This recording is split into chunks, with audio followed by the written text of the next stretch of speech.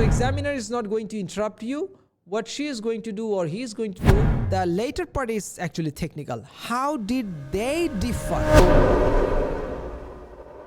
Understanding the different parts of the speaking test. The first step in preparing for the IELTS speaking test is to understand the test format. The speaking test consists of 3 parts, and each part is designed to test a different aspect of your speaking skills. Part 1, around 4 to 5 minutes, and this is the introductory part, introduction and the interview. In this part of the test, the examiner will introduce themselves. Yes, they will tell their names, okay, and ask you some general questions about yourself, your interests and your background.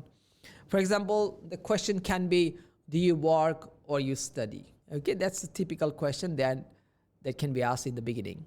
Speaking part 2. Okay, part 2, individual long turn.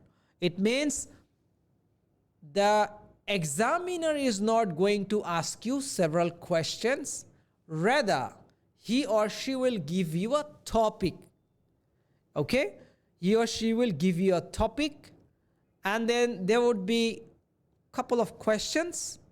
So he or she will give you, the examiner will give you 1 minute to prepare.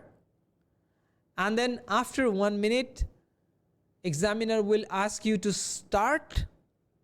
And then you start talking and talking for 2 minutes, around 2 minutes.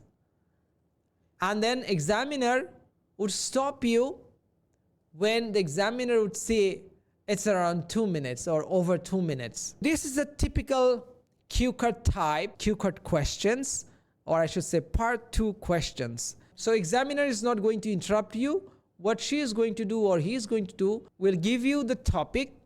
You will prepare it for 1 minute, and then after 1 minute, the examiner will ask you to speak on that cue card.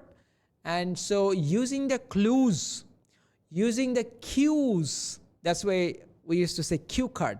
Using the cues, you start talking on that subject.